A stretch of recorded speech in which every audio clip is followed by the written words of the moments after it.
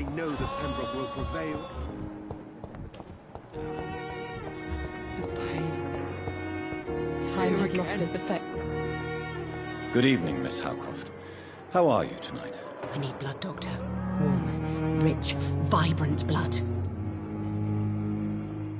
Do you require my services, Miss Howcroft? I have no need for your medicine, Dr. Reed. Blood is the only drug I need. Tell me, Thelma, what do you really know about vampires? I saw one and he saw me. I watched him hunt and kill.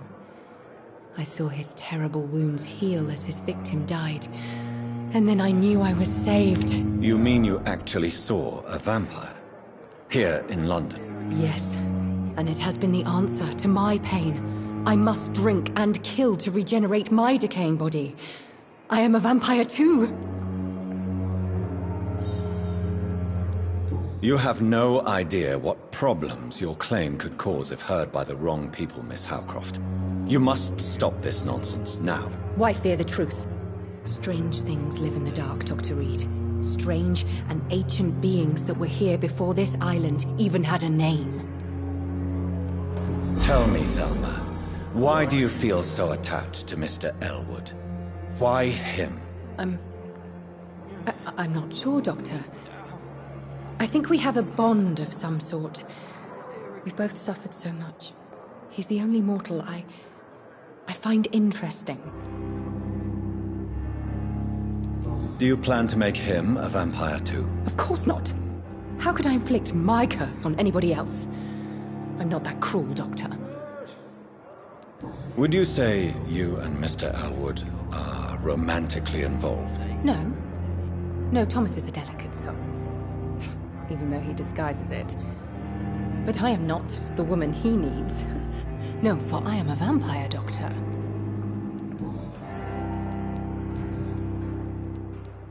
I have made inquiries about the men who were tracking you, Miss Howcroft. I did not expect a mortal to have this sort of courage. Speak, Doctor. Why are they hunting me down? There is no hunt, and nobody is searching for you. You're no threat to this hospital, and you have my word you are perfectly safe here. Your lies demean you, Doctor. Do you really expect me to lower my guard? I know exactly who I am, and what I am dealing with.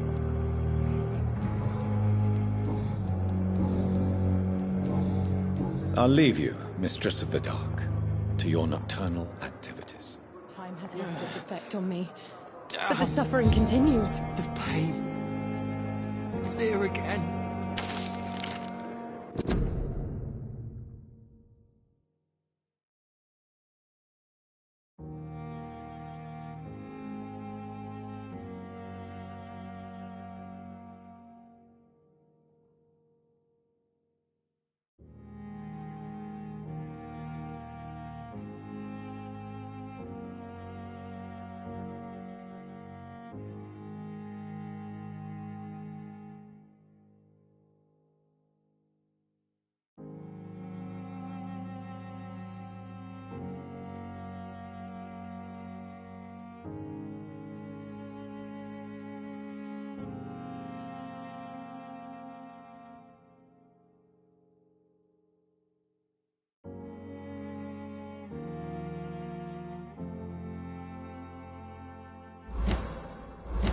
A giant morph disguised as a hospital.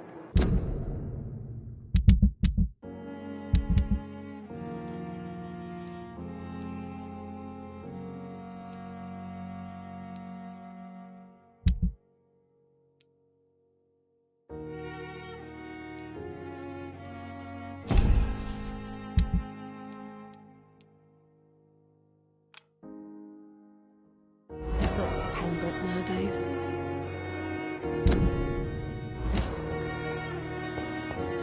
Simpletons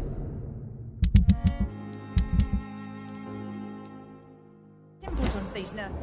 Bred with no respect.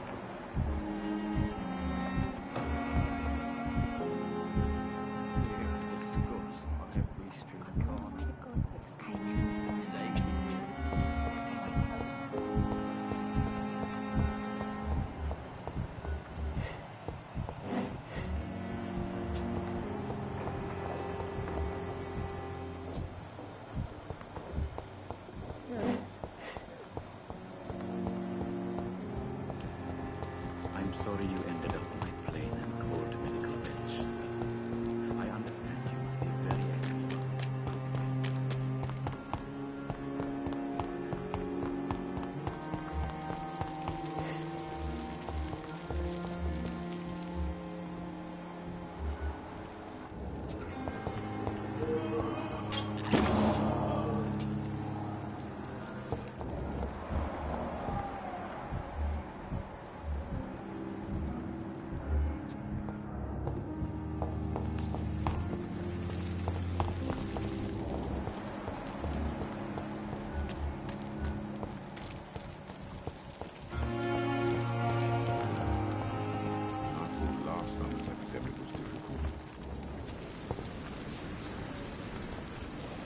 Good evening, Milton. Good evening, Doctor. Still trying to save lives? Why do you have such a mediocre reputation among your colleagues, Milton? Fuck them. Nobody knows the horrors I've seen since working here. This city was sick long before the epidemic, Dr. Reed. I know it's a difficult task, but correct me if I'm wrong. Is this not the job you are paid to do? I've seen babies left to die while their brothers were properly fed. Underage girls and boys sold to all manner of perverts. I'm sorry, I don't know what to say. Yeah, exactly. We lack words. So excuse me if I don't look on the bright side of life.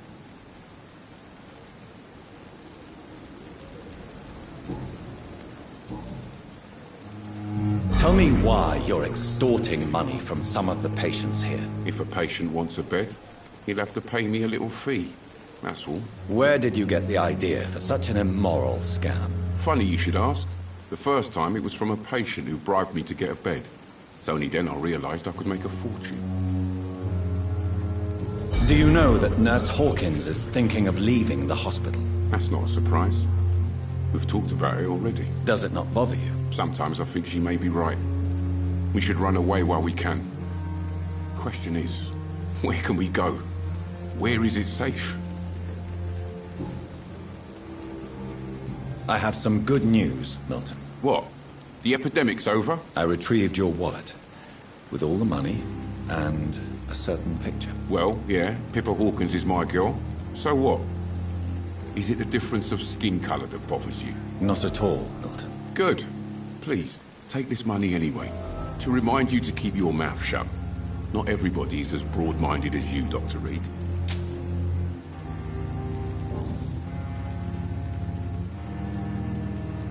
What's going on between you and Nurse Hawkins? Pippa's tired. Tired of all this shit. Tired of all those corpses piling up. She's as depressed as I am. During the war, I witnessed a few couples just like you come together in difficult circumstances. It can be very damaging. Maybe you're right. But we support each other. And that's all that matters. You do realize you could both get fired. Hospital staff are not meant to have intimate relationships with one another. Come on, Dr. Reed. Do you know how many rules are broken in this hospital every day just to keep it running? There's nothing wrong with what we're doing. Admit it. Nurse Hawkins is more than your lover. She's also your partner in crime. Of course she is. How else could I tell which bed is free? I need to know that. Have you no shame? Don't you see this city is crumbling down? Today people are ready to pay to get a hospital bed. Tomorrow we may be fighting for food. I'd like to see your goods. Wise choice, Dr. Reed. A reliable gun is what everybody needs these days.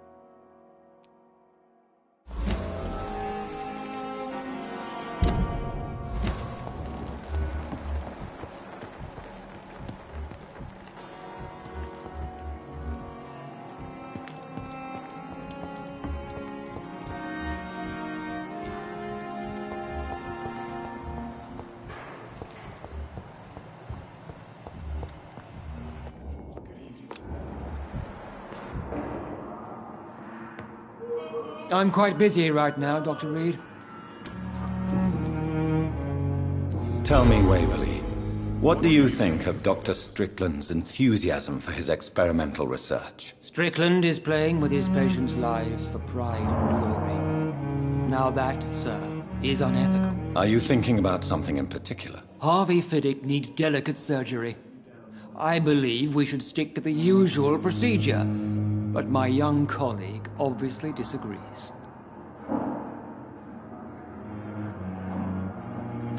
Why do you wish to lead this surgery? I strongly believe that Mr. Fiddick should not be butchered to test an unproven procedure.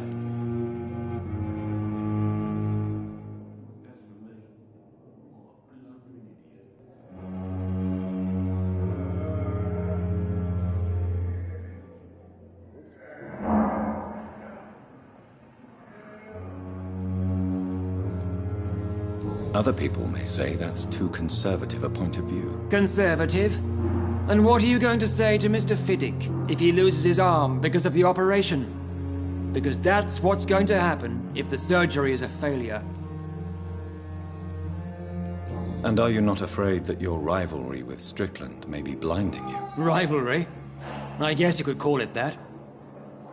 But I will never be childish enough to let my personal feelings affect my judgment. If you have a problem with me, Dr. Ackroyd... Dr. Swansea has imposed your presence on this hospital without asking anyone's advice. The benefit of his position. I know we've never met before, but... Oh, but I have heard about you, Dr. Reed. Of course you can't... There is no need for such animosity between us. Don't you think the epidemic is already enough to deal with? That is what...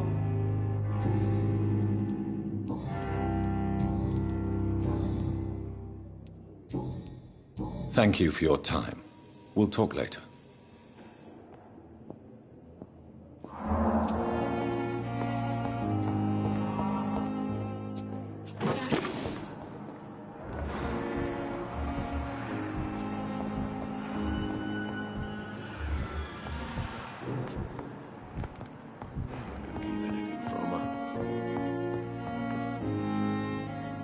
Good evening, Dr. Strickland. And good evening to you, Dr. Reed. Can I be of any help? Tell me, Thoreau, what's the real cause of your dislike for Dr. Ackroyd? He refuses to admit that your blood transfusion technique is the only way to save Mr. Fiddick. I'm convinced we must use it. What Dr. Ackroyd really said is that you lack the skill to perform this operation efficiently. Is there anything you have to say about this? It's a false conceit. Dr. Ackroyd secretly envies your reputation. His jealousy blinds him. I'm not the real target here. Tell me more about your willingness to experiment with new medical techniques. Harvey Fiddick is a patient suffering from a severe injury that could cripple him if not treated correctly. I'm convinced your blood transfusion technique could help him. What is it you really want? To save him, or to prove your point? Fair question. I want nothing but to save my patient, Dr. Reed. Especially since I know Mr. Fiddick's story. This personal involvement could also appear to be a lack of impartiality. You must know that a good surgeon must remain neutral. I agree. But that does not excuse Dr. Ackroyd's behavior. A man who did not even take time to converse with his patient. Do you think keeping his distance was a mistake? All I know is that I'm taking care of human beings with desires, hopes, and fears. Not some biological machine comprised of blood, bones, and flesh. Tell me Mr. Fiddick's story. Our first diagnosis was compromised because Mr. Fiddick lied to us about the real origin of his injury. He first claimed it was an accident. But why would he hide such crucial information from us? Because he is a proud father. Ashamed of putting his children at risk because of his own negligence.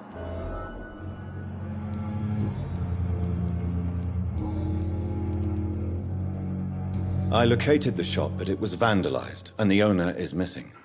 All I found was your order. I was afraid of such bad news. People are so desperate they're ready to burgle a shop for drugs. That's quite a list you ordered. Opium, sodium hypochlorite. It can't be just headaches you're trying to cure. This dreadful influenza, of course. I already ran some tests on hopeless cases. Without success, I must admit. Do you realize you could create a lethal poison without the correct dosage? Then there are the legal ramifications. Is this not true of any medical substance, Dr. Reed? However, if you would agree to improve it, I'd be glad to accept your help. As long as you promise to be scrupulous with your experiments, I may try to gather these substances and even help improve upon the mixture. That's all I'm asking for, Dr. Reed. That's all I'm asking.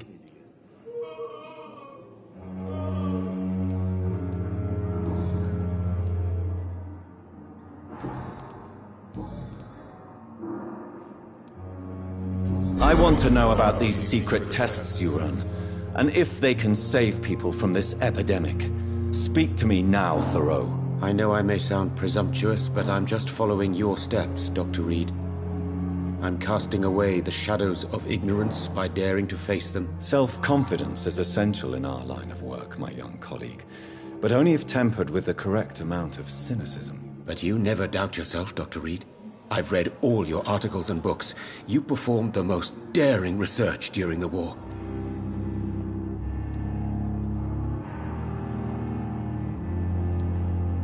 Don't you think we have enough work already? Perhaps now is not the best time to be chasing shadows. Chasing shadows, really? It's funny those words coming from the only doctor here who has spent more time outside this hospital than in. Goodbye, Dr. Strickland. I can't let Strickland put his patients at risk with opium. Perhaps an adjusted formula will deliver more of a placebo.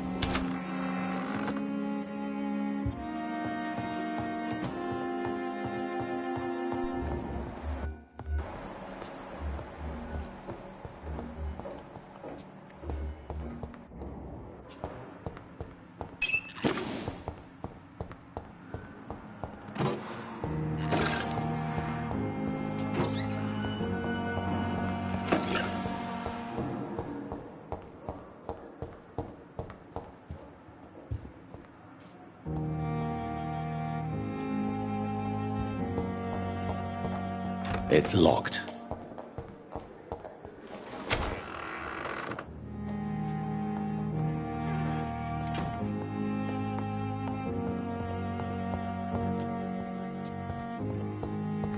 Strickland's project could be dangerous. I have a mind to report him to Dr. Aykroyd.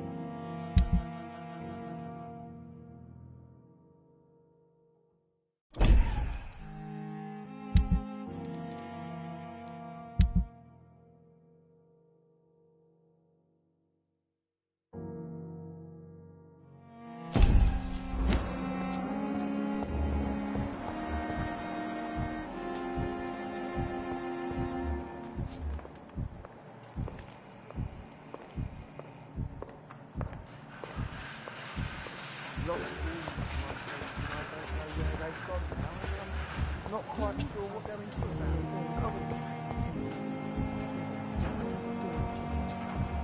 Blood and soul.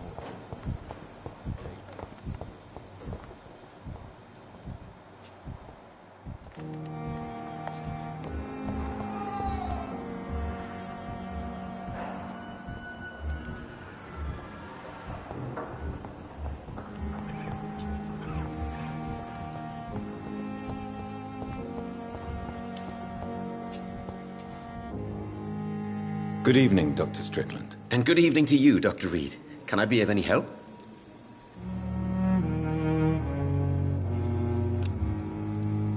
I have managed to improve the mixture by diluting it.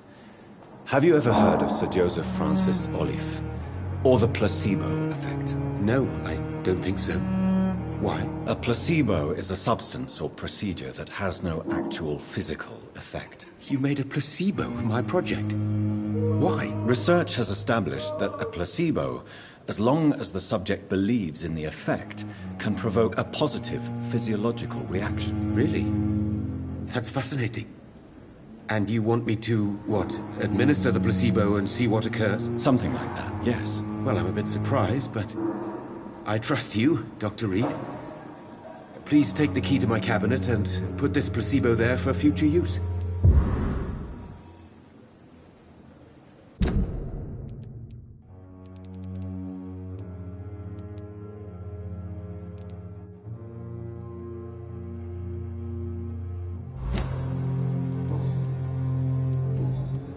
Goodbye, Dr. Strickland.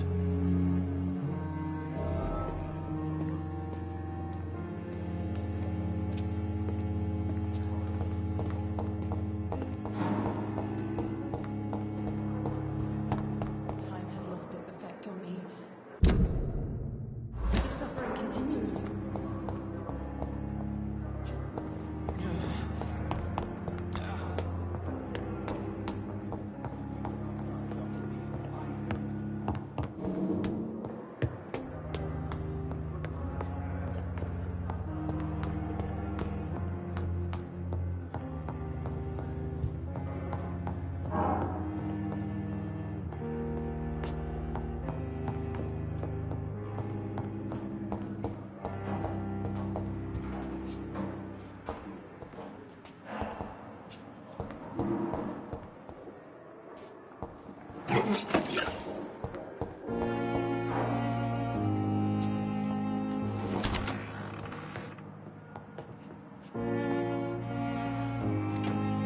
It's locked, all right.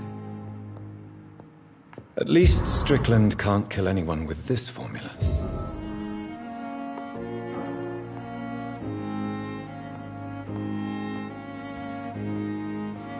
It's locked, all right.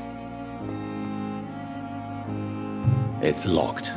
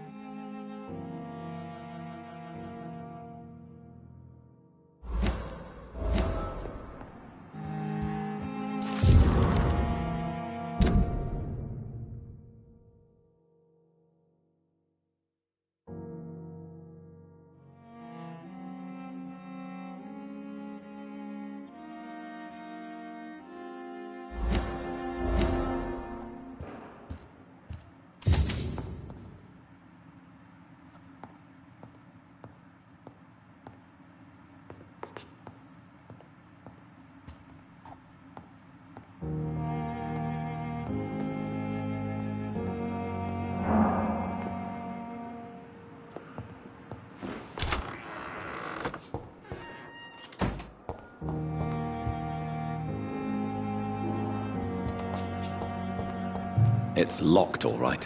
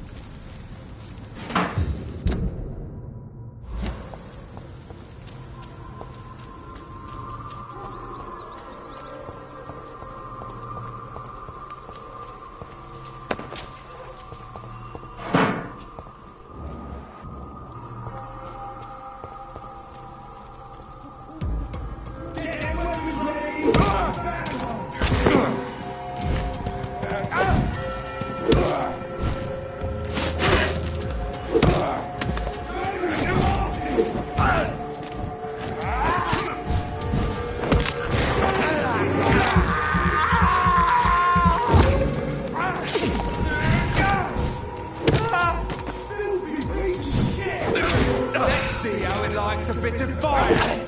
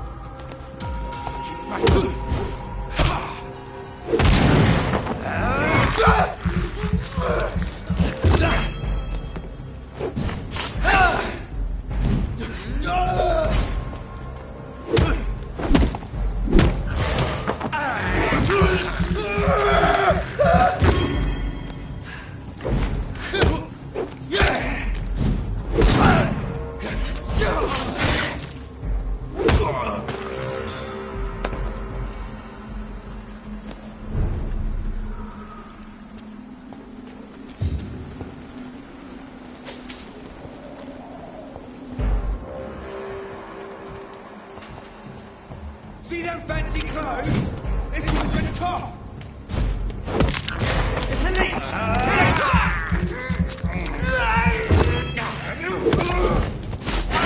Shit, that leech is fucked!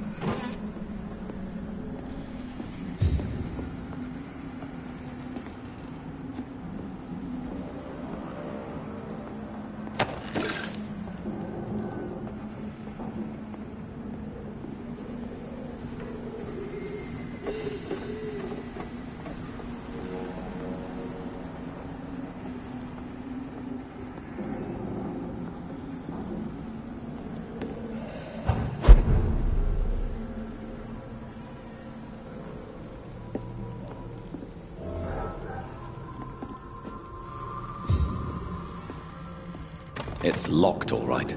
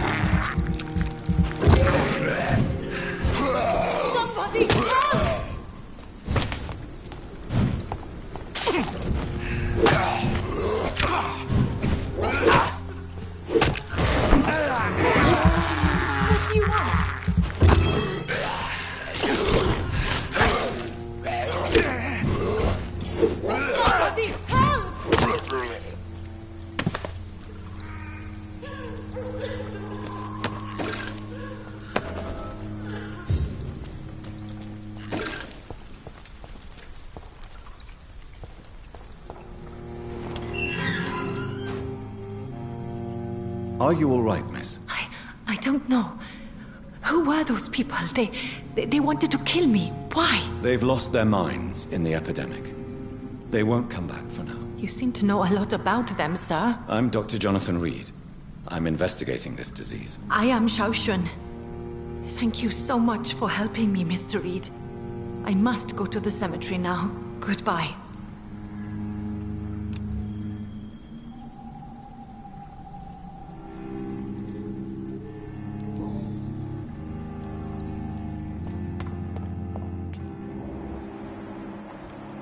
Carnage. Is Father Whitaker's disciple among the bodies, I wonder?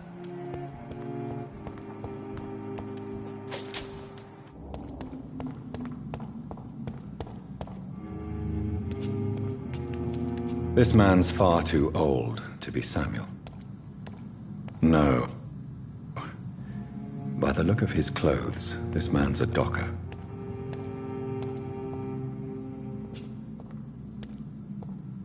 Samuel isn't here. I had better follow the blood trail.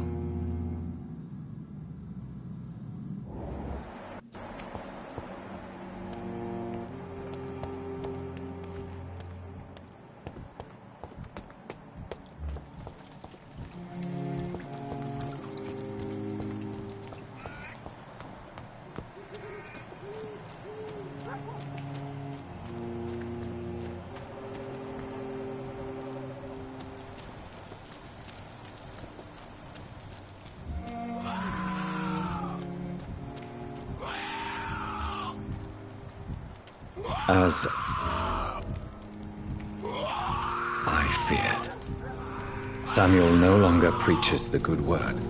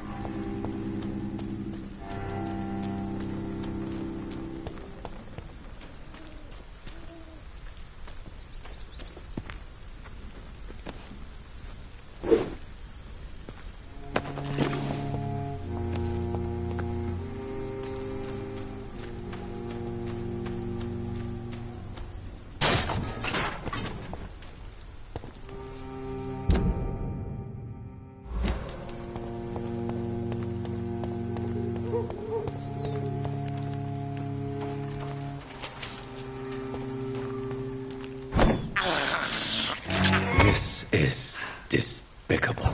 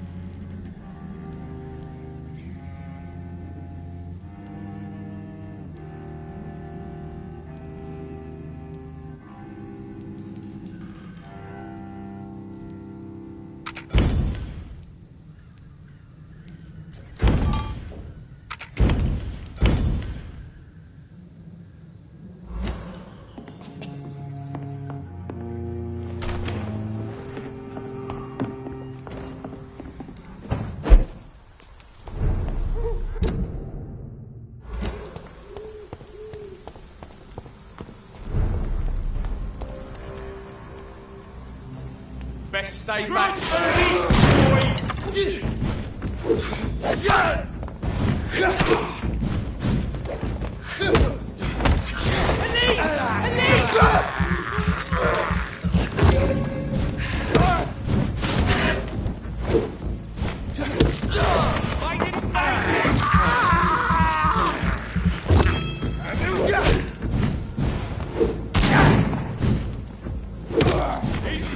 Yeah!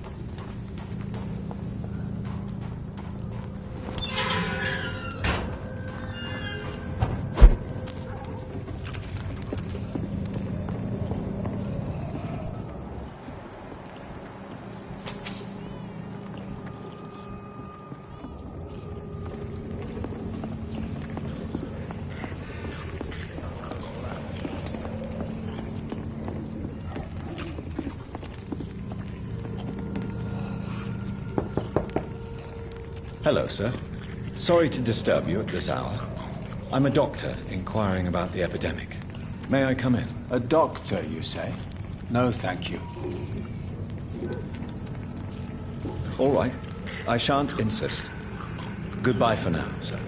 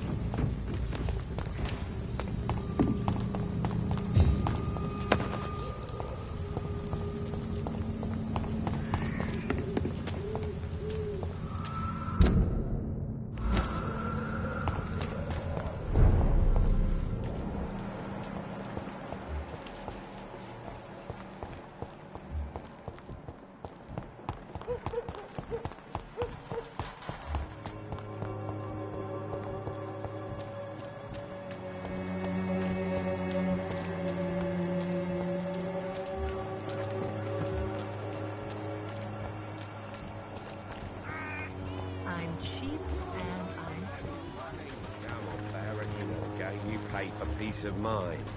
Can't you just look the other way this week, Joe? Come on, we can sort it out, right? It's not my call, Barrett. You pay one way or another. Please, Joe. How long have we known each other?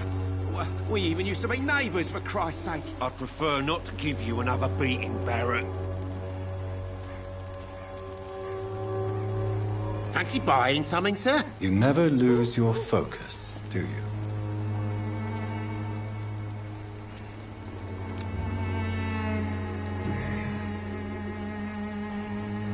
Barrett, you had an affair with Joe's wife, didn't you? Yeah, I did.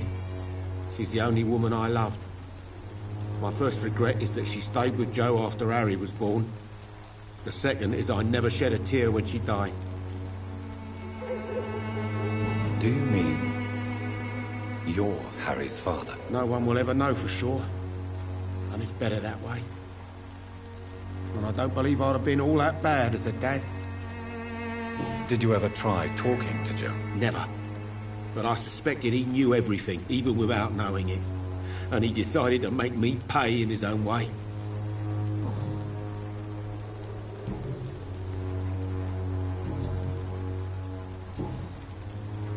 Goodbye for now, Mr. Lewis.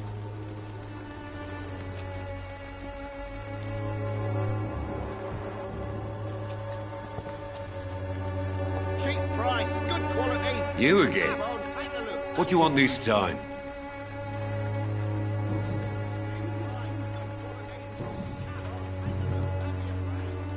How did you become the local bully everyone is afraid of, Joe? There's no pride in roughing up poor bastards. But this is the only job I've found. And it pays well, too. A job? So you're racketeering for someone else? I got enlisted by the Wet Boot Boys, a gang from the docks. I'm their muscle for their dirty work. Most people don't become thugs when unemployed. This is a choice you made. I don't care what you think, sir. I do what I have to do for my own reasons, and that's that. I'm not sure Mr. Lewis would agree with your by all means necessary philosophy, sir. Oh, do you really think he's the poor victim here? Barrett can be as sneaky as anyone. Long ago, I even called the bastard my best friend.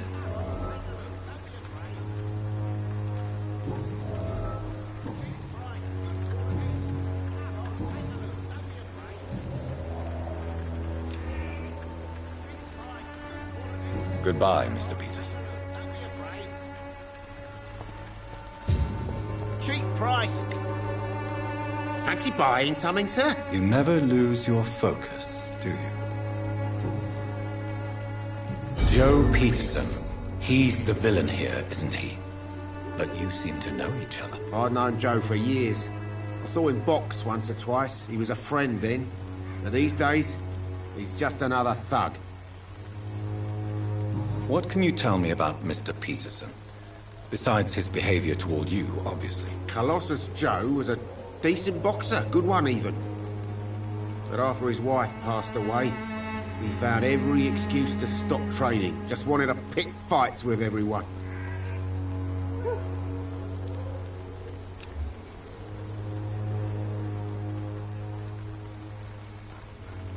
It's never easy to find a new path in life, especially after the loss of a loved one. But crime is certainly not the best option. We've all had some rough times, ain't we? But most of us don't use our fists to see us through. And no one has ever stood up to this thug. Nobody would be fool enough to stand against a wet boot boy. What do you know of Harry Peterson? The boy seems so fragile. Not like his father at all. Harry's a good boy, but he spends most of his time complaining. He's had it tough, all right, but he needs to grow a pair. What troubles him, exactly? Well, despite being his father's son, almost everything, I think. He never wanted to come to Whitechapel in the first place. Hates this place more than most of us.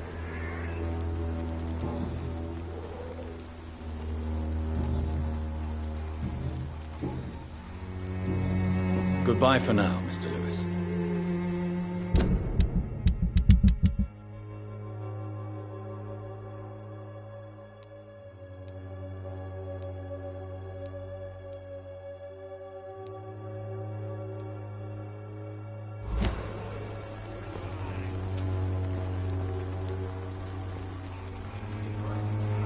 should never... Fancy buying something? You never... I found this box in an abandoned building nearby. I believe it belongs to you. Let's have a look. Yeah, this is mine. So, you faced those loons that roam around there. Extraordinary. I suppose I was lucky. Luck is a commodity round here. Yours should be properly rewarded. About this package, it's not just tools and trinkets, is it? I want to be rude or anything after your kind gesture, but it's none of your business.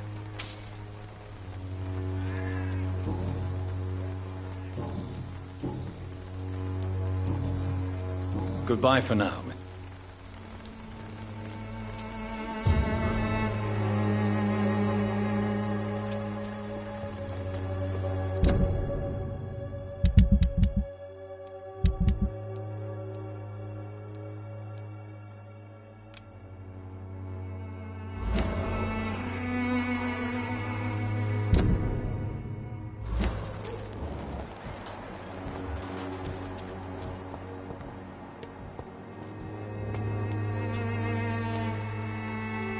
Good evening, Mr. Whitaker.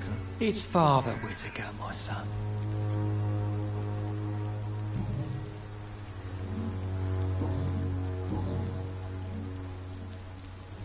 Why did you send Samuel to the cemetery, Tobias? What did you see there? I sent him on a vision.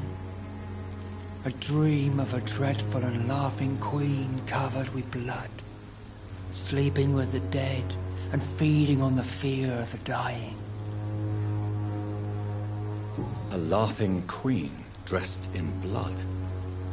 Tell me more. This epidemic is her feast, the announcement of her return. Against her, science is no more than a child's toy. But who is she? She is the mother of harlots and abomination of the earth. She is Babylon, drunk on the blood of the saints.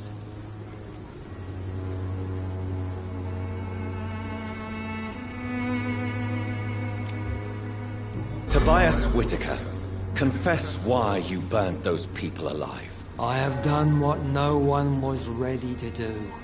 I will smite the flesh of the unclean to protect the righteous.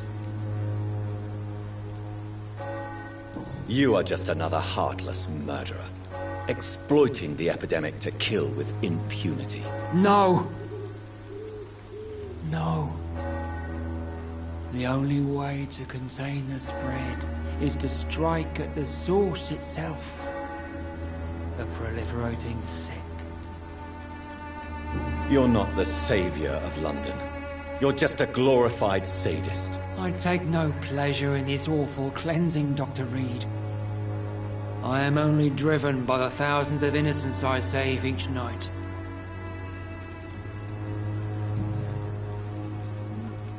Why did you send Samuel to the cemetery, Tobias? What did you see there? I sent him on a vision. A dream of a dreadful and laughing queen covered with blood, sleeping with the dead and feeding on the fear of the dying. You sent a man to die because of a stupid vision. I have heard enough of your nonsense. Goodbye.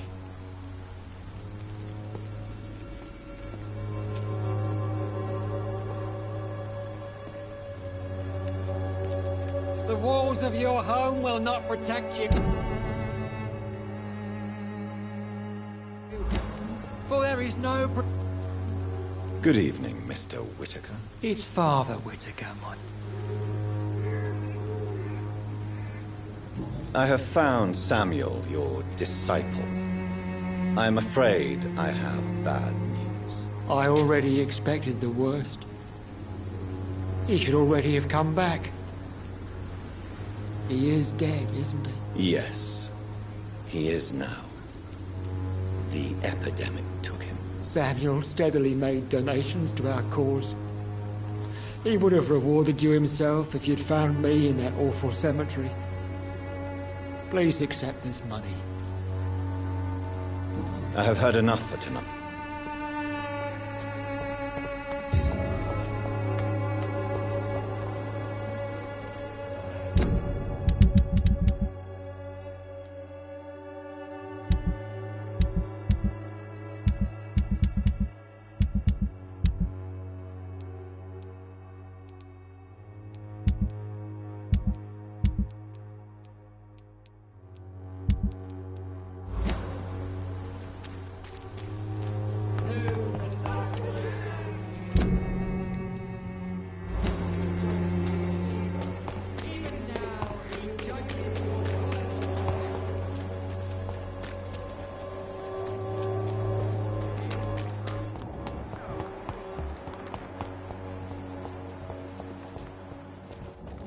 A lot of people.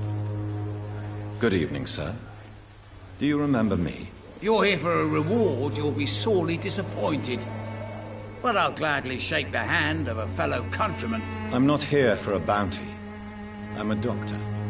Dr. Reed from the Pembroke. A doctor? In Whitechapel? What an opportunity. My name's Bates. Cadogan Bates. Do you require assistance, Mr. Bates? Not me, but your skills could help a lot of people round here. That would help my business, because I say, a live tenant's a paying tenant.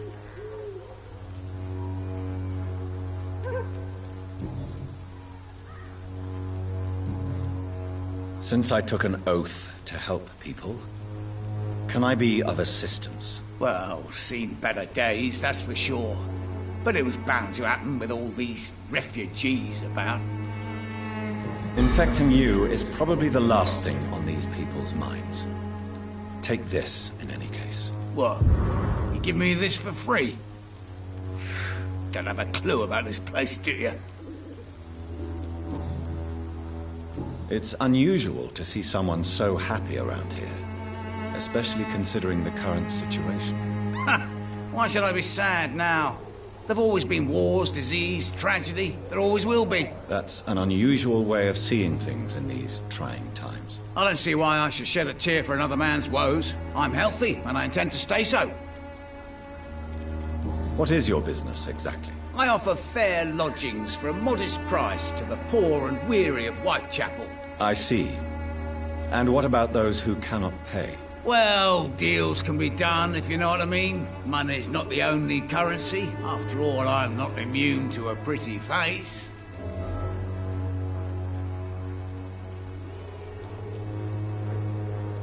In other words, you take advantage of these poor lost souls. Begging your pardon, I thought you was a man who could appreciate the complexity of the modern world.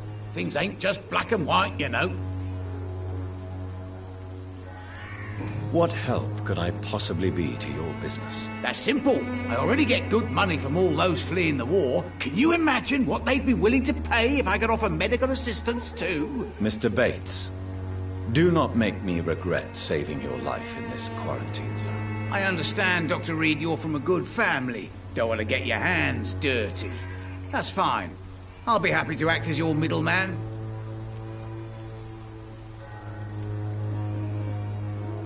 I've no interest in money.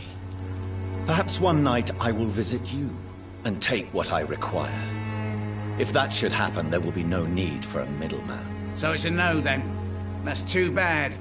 The Reed tonic could have really helped people, you know, saved lives. Isn't that what you do? I mean, people buy that Swamborous shit.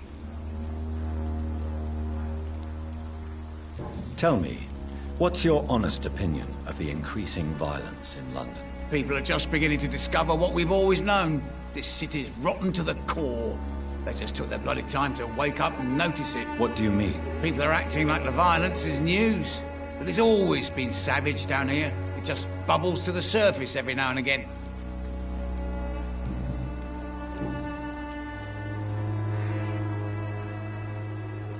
I want to know everything about the recent violence, Cadogan. And I want the truth. Well, rent may be a bit high, and yeah, I've had to evict a few people. But that's business, isn't it?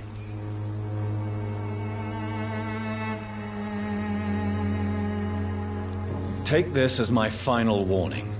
You will not profit from the misery of others. Business is one thing, but what you do is quite another. Really? What you gonna do? You ain't from here. You ain't Whitechapel, Doctor. You wouldn't know the first thing about playing dirty, even if you wanted to.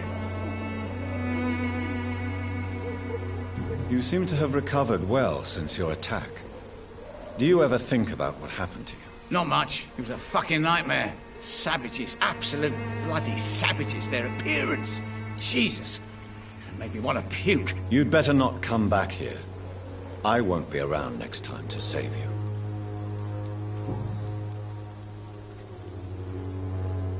I'm looking for Dorothy Crane. She's a nurse.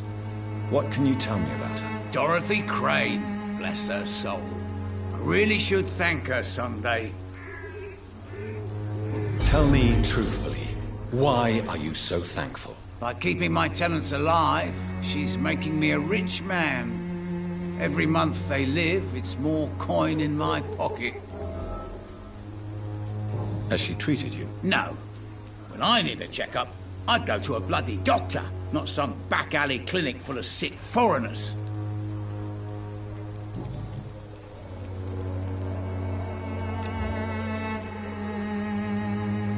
Goodbye, Mr. Bates.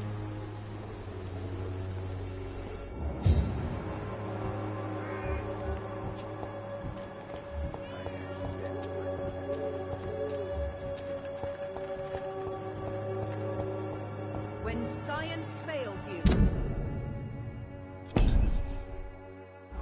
this elixir will give you faith again.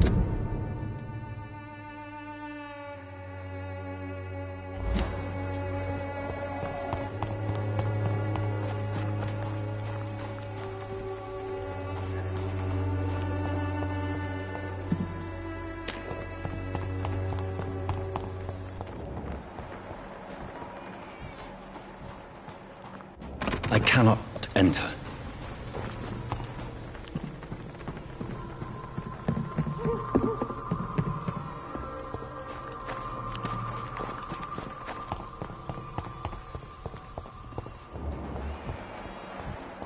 The Swanborough cordial can be the answer to Good all evening, your Benjamin. problems.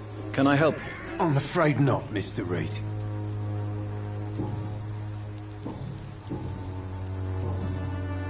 You don't seem well, Benjamin.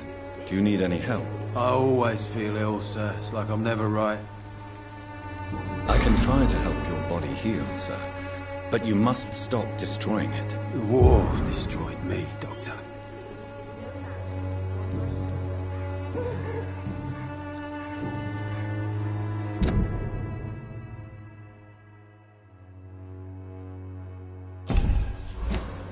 A gun, alcohol, and a bad temper make a terrible cocktail, sir. Goodbye for now. As long as you have the money.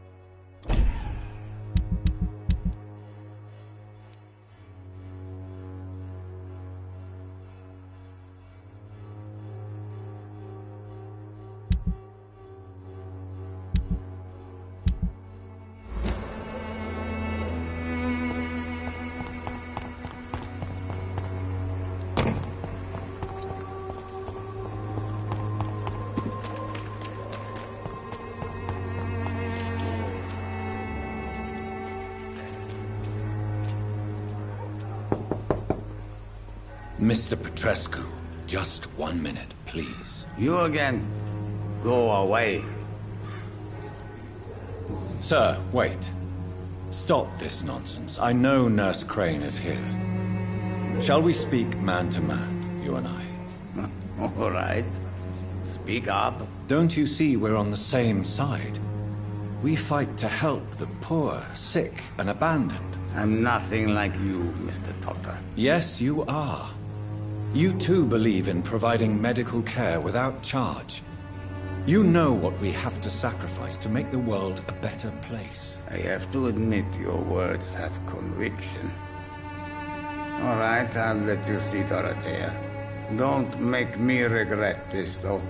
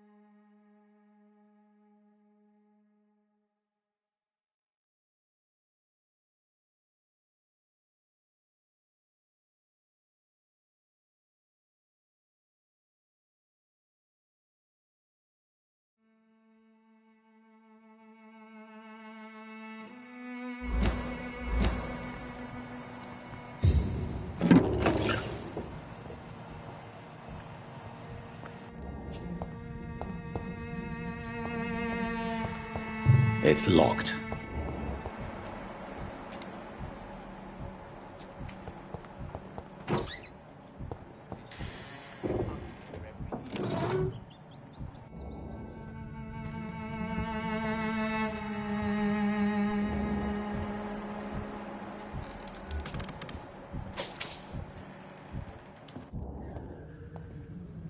If you want to talk to Dorothea, you must go across the courtyard and take the stairs. We've not been formally introduced.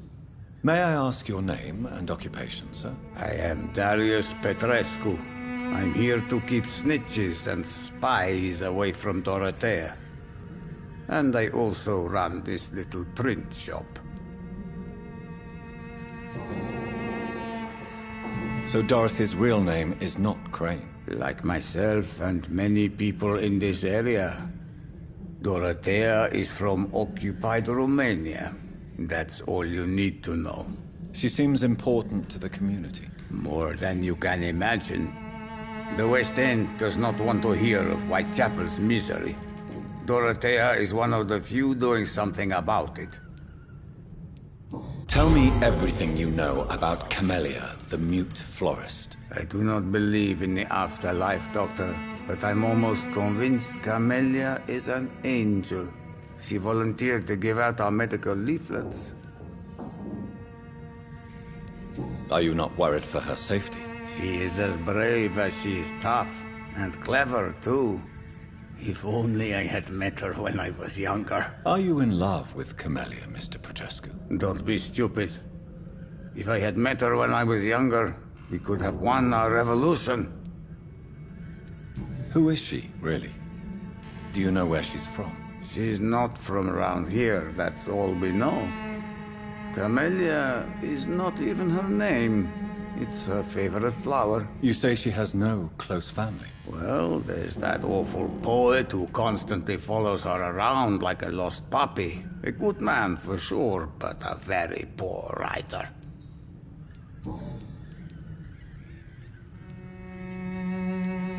Tell me everything you know about Camellia, the mute florist. I do not believe in the after.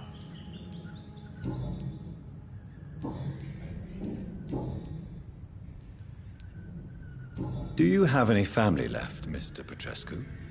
Children or grandchildren? Who knows? I have abandoned my people for so long, they might as well be dead. As dead as I am for them, I suppose. This war won't last forever. Did you ever think of returning to your country now it's free? No. I have taught strength and determination to my sons and daughters. I'm an old, dying man who only has memories of better times to cherish. Don't be embarrassed, sir.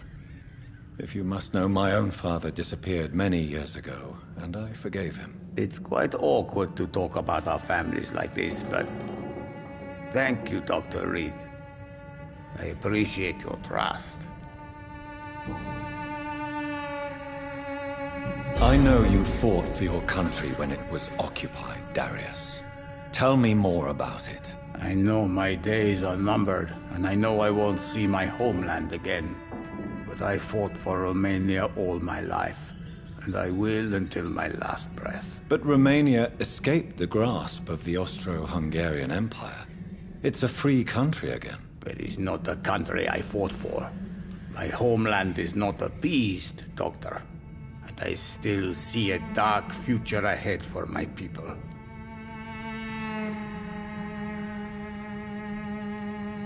How did you meet Nurse Crane, Darius? Why does she trust you?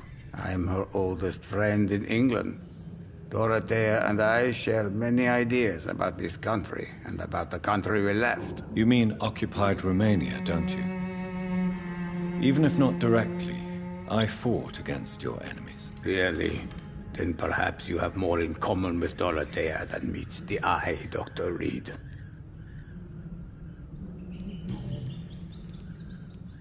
Do you need some help, Mr. Petrescu? I am very tired, but that is all. I don't need you, Doctor.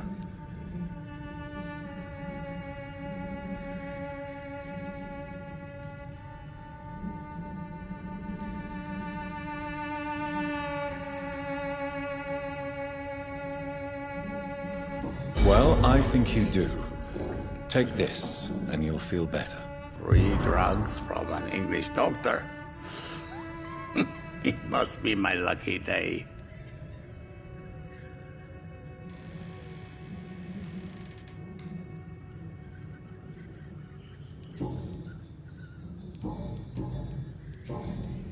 Goodbye, Mr. Petrescu.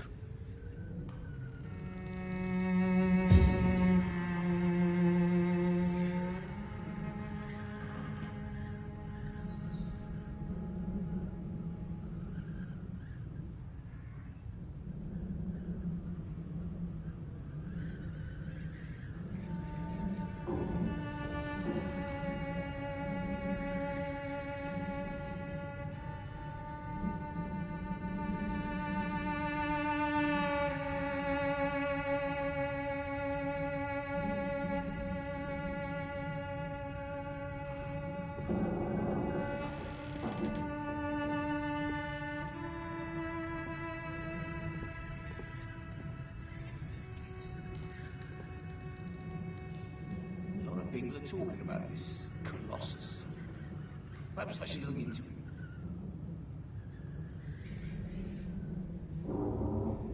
Who distribute flowers at this hour of night?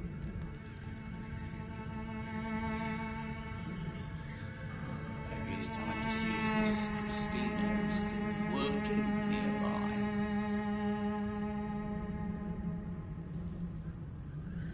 This district seems to get uglier every year.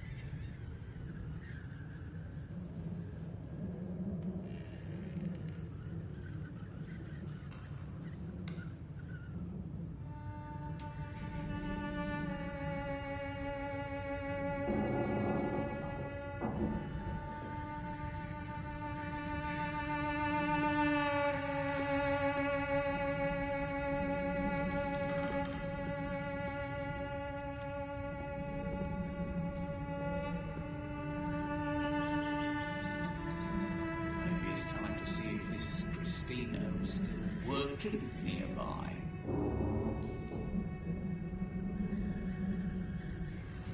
A lot of people are talking about this Colossus. Perhaps I should look into it.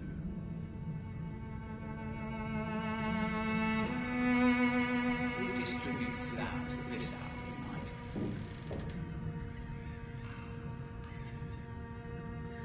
This district seems to get uglier every year.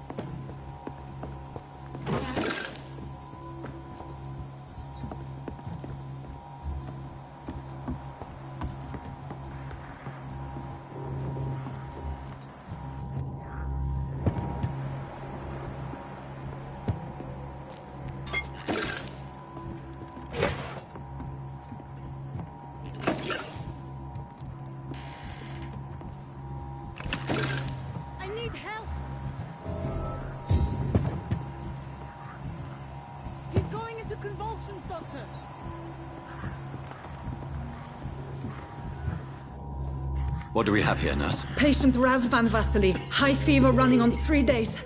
Complaints of dizziness, muscle aches, and head pain. Diagnosed with influenza. Treatment? Aspirin and salicin for the fever and discomfort. Liquids for dehydration, but he's having trouble keeping even water down. Thank you, nurse. Anything else I should know? He did lose consciousness this morning, but he's never had convulsions like these. He's not convulsing, he's choking. He's not getting any air. Scalpel! Hand me that scalpel! What can I do, Doctor?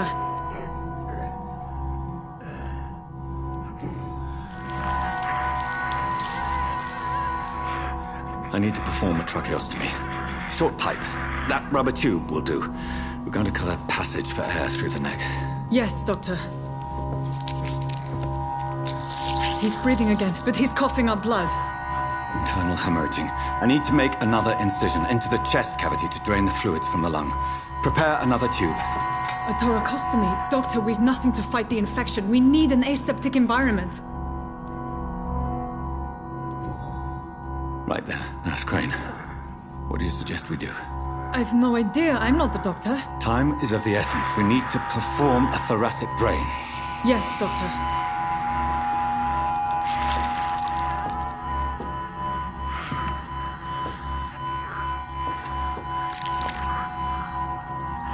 He's still bleeding, Doctor. I'm losing his pulse. The drain must have punctured the intercostal artery. There's too much blood. Are you all right, Doctor? I can't see.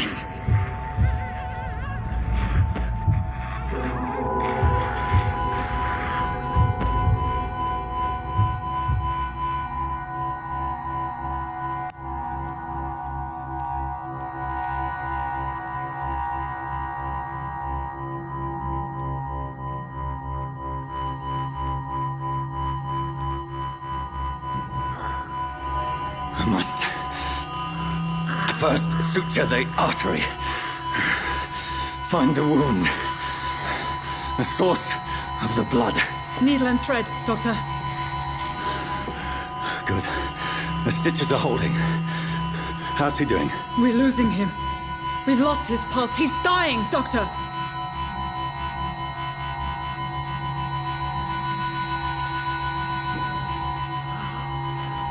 A dose of epinephrine, now. Yes, Doctor.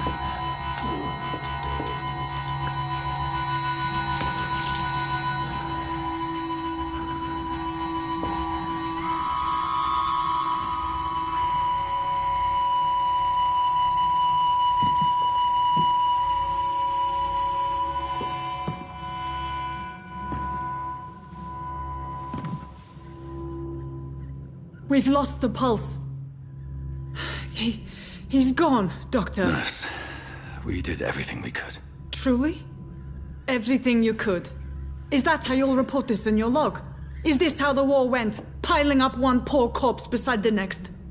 This was not an influenza-induced seizure. I've never seen symptoms like these on the continent. Neither have I. But the previous symptoms leading up to this attack were the same, indistinguishable from the epidemic. No. There was something more vile in these reactions. Something primitive. There have been numerous reports of mental breakdowns caused by the fever that accompanies the flu itself, Doctor. Yes, but... I'd best take some samples of the blood for analysis.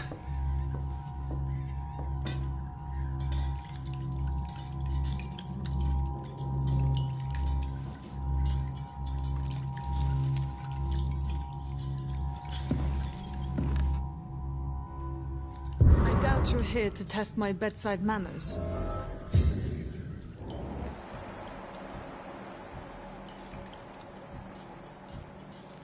To what do I owe this courtesy?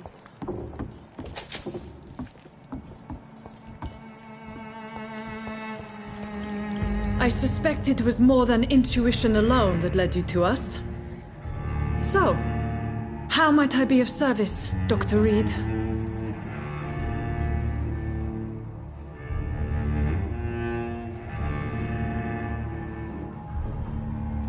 Your heart might be in the right place, but you can't carry on with this. Blackmail.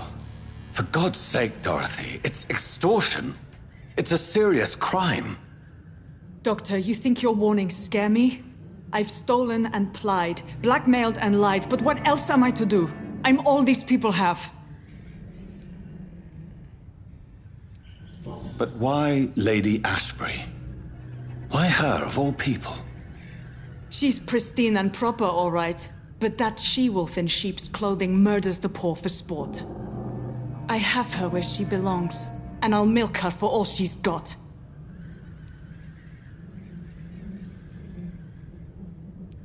Dr. Swansea is a sensible and honest man. He wouldn't have refused your friend's care at Pembroke. It's easy for you to say, Doctor. These people cannot go to the police, nor to the hospital. They don't even speak English. They depend on me for everything. So, the end justifies the means. Is that your defense? I know you're kind, Doctor. Just another fine-heeled, silver-spooned gentleman who was given the world on a platter. You know nothing of poverty. Nothing of the shame, the hunger, the loneliness.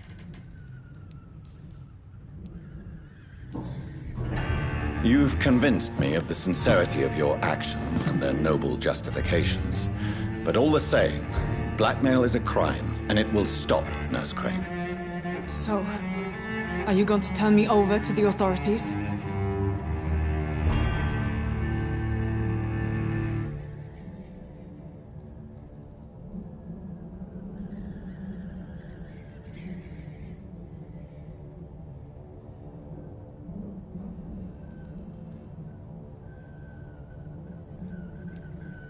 Listen very carefully, Dorothy. You will erase from your memory everything you pretend to know about Lady Ashbury and Pembroke Hospital. Let that rich bitch off the hook over my dead Nurse body. Crane, enough. Listen as if your life depended on every word. I know you've a generous heart who gives freely to those in need, but you shall walk away from the shadier streets of your business. I will never abandon... Dorothy, the discussion has come to a close. Your clandestine activities in the Resistance are over. Let it go. I'll let it go. Yes. All gone.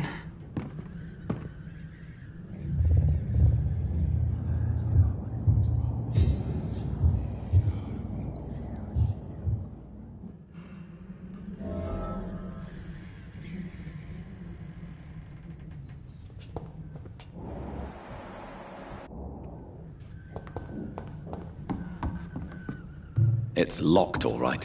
It's locked.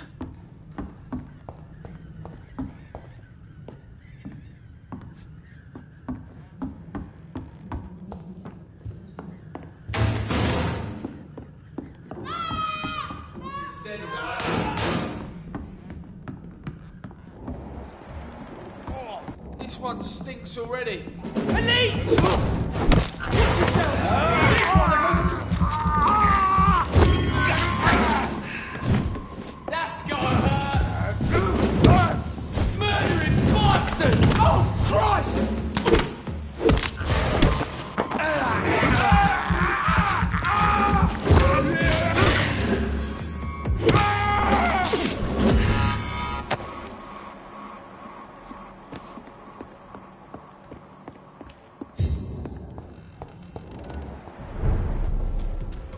Are you feeling fancy clothes?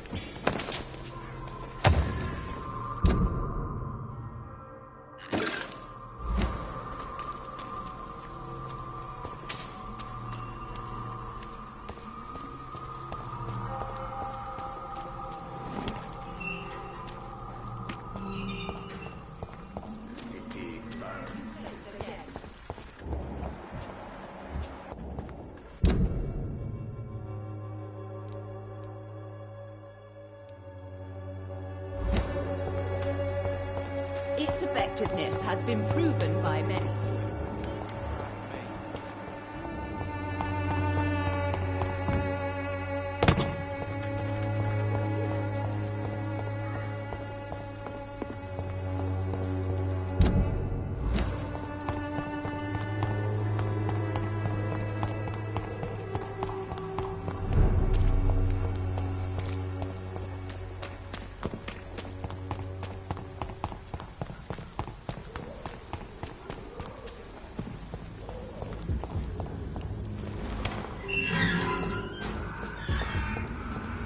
Human blood. Whoever left these marks did so deliberately. He's mine! I'll take it!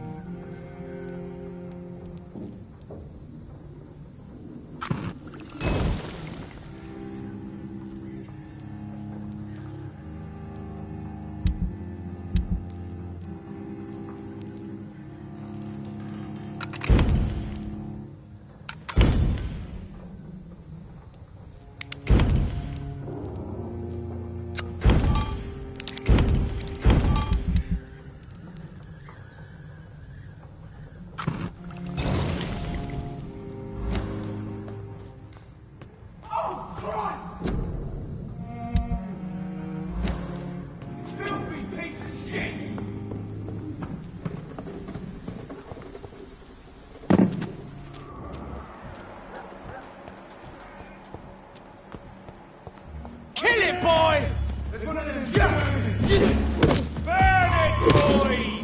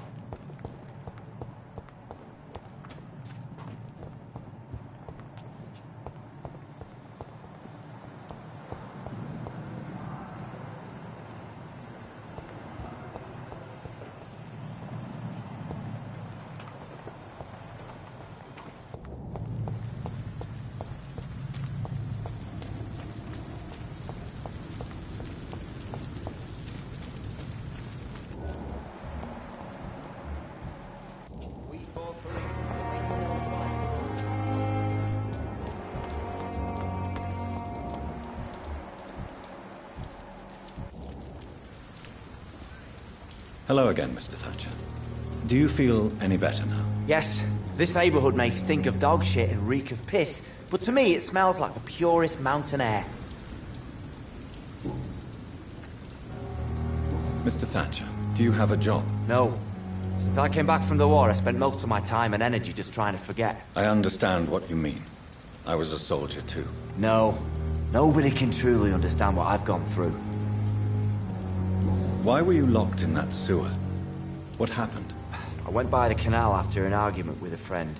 Got chased by these fucking wankers and had to barricade myself in, despite my claustrophobia. Why did you run? What was the reason for your argument? Newton wanted me to go to a hospital, but I can't stand being closed in. Makes me feel like I'm suffocating. Tell me about your claustrophobia. Has anyone given you an official diagnosis? That's what the bloody doctor said. But I don't want to go to a hospital to get checked again. I'll deal with it my own way.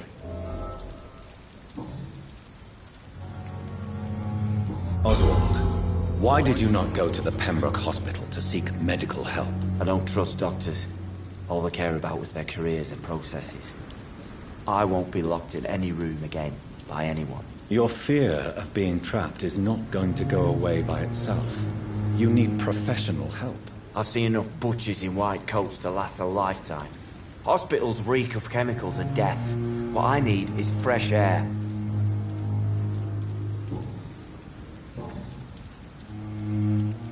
Do you want to talk about why you have this fear of being enclosed, Mr. Thatcher? No, I really don't. An irrational fear like yours is usually rooted in a specific event. Perhaps it would help to talk about it. Well, Doctor, take a guess then, if you're so interested in my case.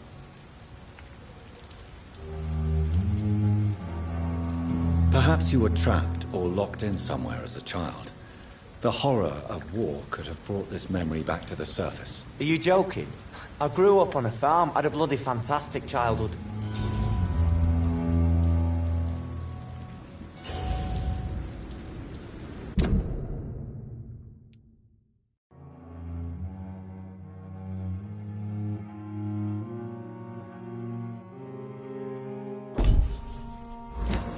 Do you need medical attention? Don't get me wrong, sir. I'm grateful for what you've done, but I've never felt comfortable with doctors. I'm certain you have your reasons. But let me assure you, I'm not like other doctors you may have consulted with. It is true. You risked your life to save me, after all. It would be impolite to refuse your counsel.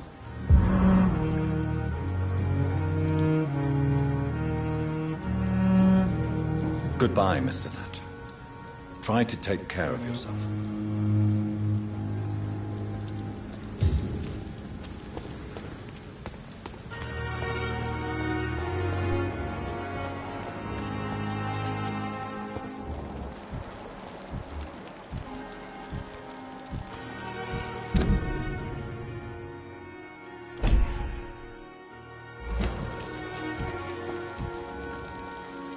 Good evening, Nurse Brannigan. Good evening, Doctor.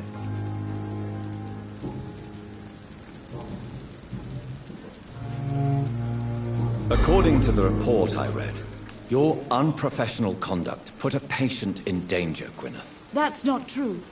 I know when my patient's life is at risk, and I'm more competent than a lot of doctors that I know. Problem is, I'm a woman. I don't see what your gender has to do with your abilities, Nurse. Yes, nurse. Because I'll never be a doctor, no matter what my skills. I could make a decision that could save a life, but oh no, that's unbecoming conduct.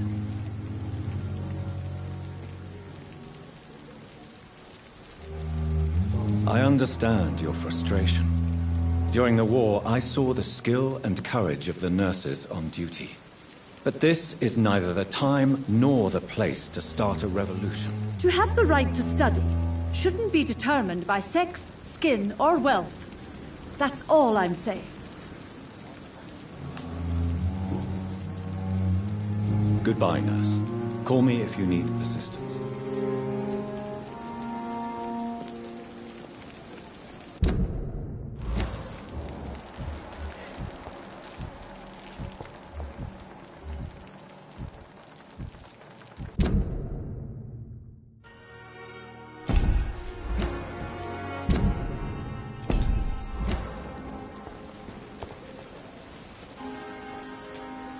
Good evening, Milton. Good evening, Doctor. Still trying to save lives?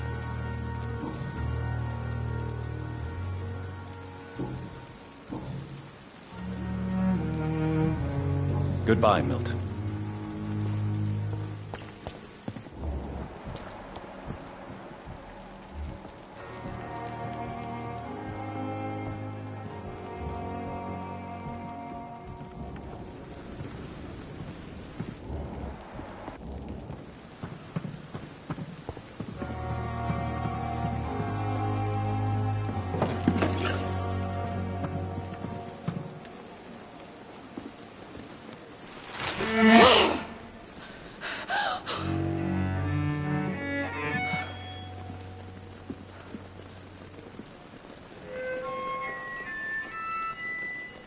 I would ask you to avert your eyes, sir.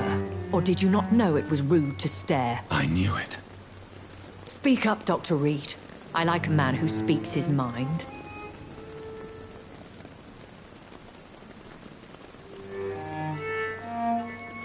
Hiding your true appetites behind a facade of compassion. Bravo. Very clever indeed. Spare me your sarcasm, Jonathan. You are but newly born in this world. So in the end, the accusation was true, wasn't it? The situation is somewhat awkward nonetheless. I have not been observed sustaining myself for many decades. I have to say I'm a trifle embarrassed. Anyway, I have concluded my inquiries concerning your blackmailer. I see. Please excuse my agitated state. Under normal circumstances, I wouldn't let anyone see me in this condition. The case is closed, your ladyship. The person who took advantage of you has, shall we say, seen the error of her ways. So who was it? My lady, the blackmailer was dealt with using the utmost discretion. The culprit's identity is of no relevance. Thank you, Jonathan. That is exactly what I needed from you. You have proven your loyalty, so, as a friend, please accept this small token of my appreciation. Thank you, my lady. If you have an inclination to learn more about vampires or your current situation, I will be glad to aid you in your quest for knowledge.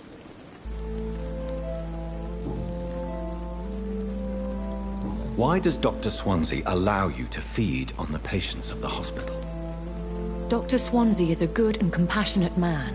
He is trying to find a solution for our hunger. Until that happens, he is clever enough to understand that I only feed upon the dying. What do you know about this Brotherhood of St. Paul's Stole? The Brotherhood is well known amongst London vampire society. As long as our kind is discreet, and as long as they do not interfere, we have come to a mutual understanding. And no one suspected you of the murders? As you well know, suspicion has recently fallen on me of killing for pleasure. But you have my word, Jonathan. I take no pleasure in taking a life.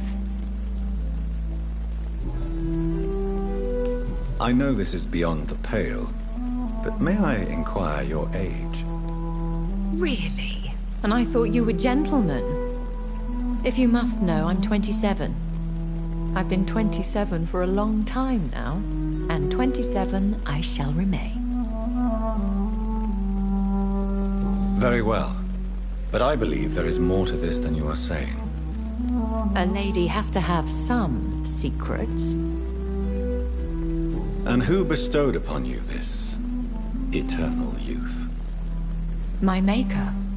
He left this isle a long time ago.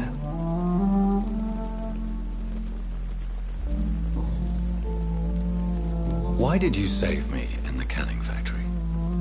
I could hardly stand by and watch such a promising young blood as yourself be torn to shreds by some gutter scowl.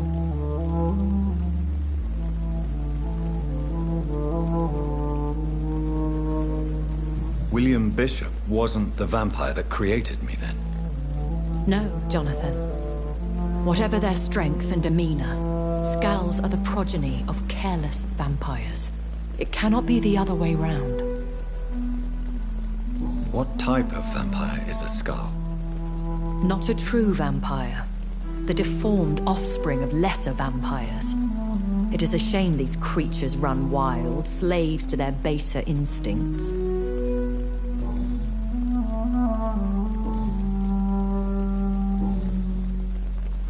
I've been away from London and England for 3 years. This isn't the city I remember. Things have gone from bad to worse here, Jonathan. I've lived in this city for a long time, and I've never seen it like this. The Spanish flu has hit London that bad. Yes, but it's not just that. I've heard things. Things I've not heard for a very, very long time. There are whispers in the shadows. Something far worse than the Spanish flu is here in the city. What is it you fear? Fear has long since flown this form. But there is something malevolent circling us. I feel fear is merely waiting in the wings. Are there many vampires here in London? Immortals are of a rare breed, and we often tend to hide. But you may occasionally meet some of us at night. Do you know any of them? Have you an idea of the identity of the vampire who attacked me? You mean your maker? No, Jonathan, I have no clue. But I fear he or she is as careless as cruel. To let you discover your new condition by yourself. What do you mean? Every now and then, you may discover an immortal in the deep of the night. But we are a rare and reclusive breed. Our progeny is almost never accidental. Will they all be as affable as you, my lady? I do not see why not. But remember, even the shark smiles before he bites. That sounds like a lesson from experience. Vampire politics are as intricate and sometimes tedious as a game of chess in a gentleman's club. I've learned from experience it is best to decline to play. When I awoke, changed, I was chased and attacked by vampire hunters. Prepared and well-trained. Though I can't be certain, more than likely it was the once glorious Guard of Priwen. Once glorious, but still dangerous. They have seen better days. But all fanatics are dangerous. You would be wise to stay clear. They are sworn to destroy our kind. You make them sound like some sort of cult. More a society. And like all the best ones, a secret society. I thought them almost gone. But it seemed they have been recruiting.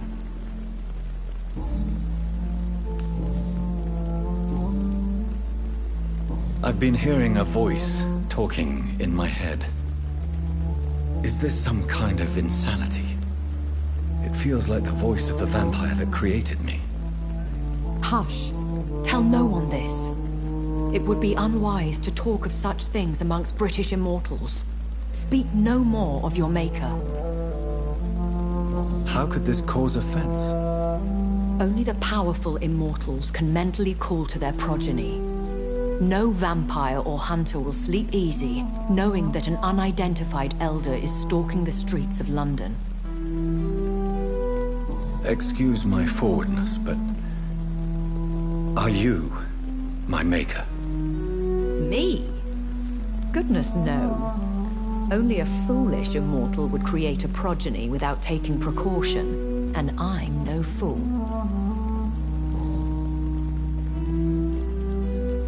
A vampire? Is that what I am? What we are? Such a crude word, defined by penny dreadfuls and drunken hacks. No. You are now an Ekon, and that you shall remain. Are you an Ekon too? Yes, I am. We are the closest thing to what man refers to as vampires. Forget what you think you know about us. So we are Ekons. How can I identify us amongst other vampires? How to put it? All Ekon are vampires. But all vampires are not Ekon. We are but a branch of the immortal tree. I don't understand. Why was I created and then left for dead? That is a question only the one who made you can answer. It's not normal practice. I doubt even if you find him, he will answer you, considering how cruelly he treated you. So me being a vampire could have been a mistake. I very much doubt it, Jonathan. Contrary to the legends, it is not as simple to make another vampire by just biting someone. I'd like to avoid creating another vampire by mistake anyway. Tell me, how is it done? The process is dangerous. It could even kill your potential progeny. If you did decide to sire an offspring, they must drink of your blood, Jonathan.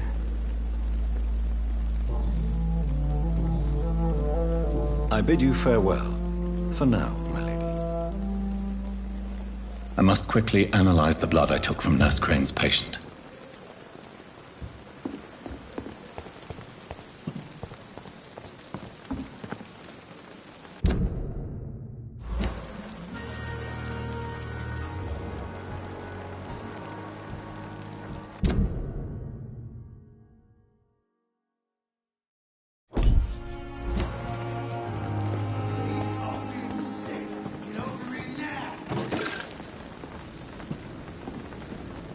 Good evening, Dr. Tibbets. Dr. Reed, any good news to share?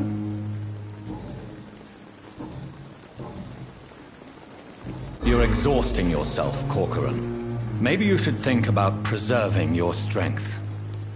No. We must keep on healing all those poor souls. We are the last rampart before chaos. Once more, unto the breach. You've nothing to prove, Dr. Tibbets, to anybody, and we all praise your experience. Please, have some rest. I am perfectly fine, and I am not too old for this job.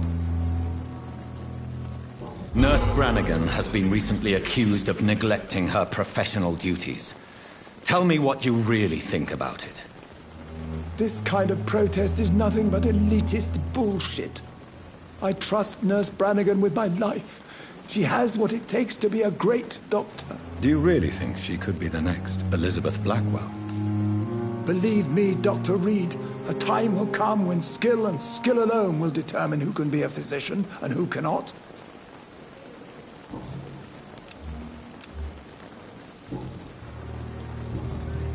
Goodbye, Dr. Tibbets.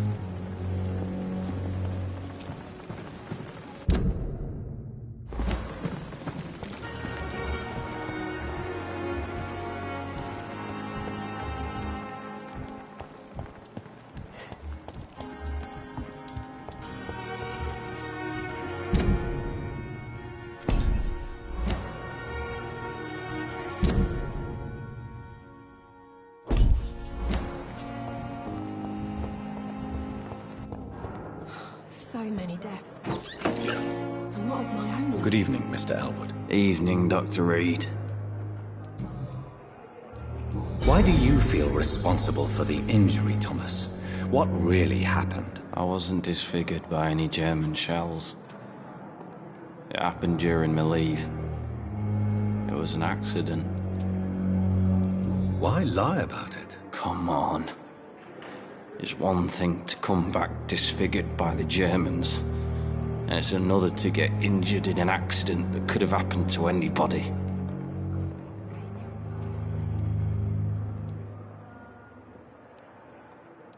You know you can't hide forever. One day you'll have to face your loved ones. Until that day, you have no chance of real recovery. My friends all died in the trenches. It's shameful enough to be alive with these stupid scars. I don't want my children to see me like this. Tell me what really happened then. I went with a whore in Rouen. Dead drunk I was. The hotel was a shithole. There was a fire that night. Did you start the fire? Were you trying to avoid going back to the front? That's not uncommon, you know. No. It's just that I was asleep when the flames reached the room. The girl was long gone. Bitch never woke me up. Left me to burn.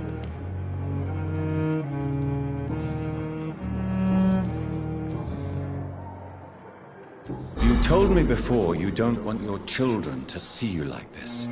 Do you have any other family? My sister Agatha has raised me nippers since their mother died. Don't want them to look at me like this. How could children despise their father injured in the war? What do you think? They saw me once. My poor angels left the room crying. They keep on having nightmares every week, my sister told me. Your sister's not a child. I'm sure she has nothing but respect for a wounded soldier, and you are her brother. You don't know my sister Agatha. She may be young, but she's all discipline and morality. If she ever found out what really happened... She doesn't have to know. She's a sly one, my sister. One day she'll find out the truth and knock 7 bells out of me. Nah. I'm better off here. Goodbye for now, Mr. Elwood. Damn.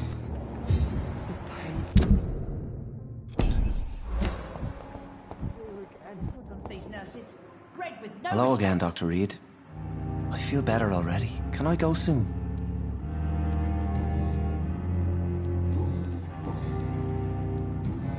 Goodbye, Mr. Hampton. Real disgust on every street corner.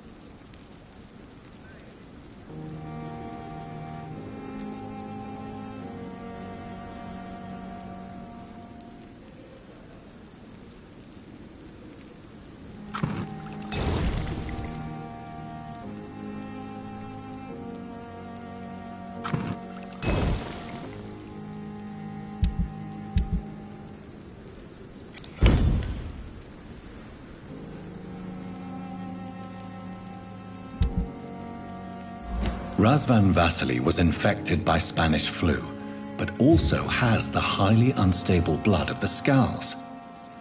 Is the London vampire epidemic transmitted through the flu? I should talk to Dr. Swansea about it.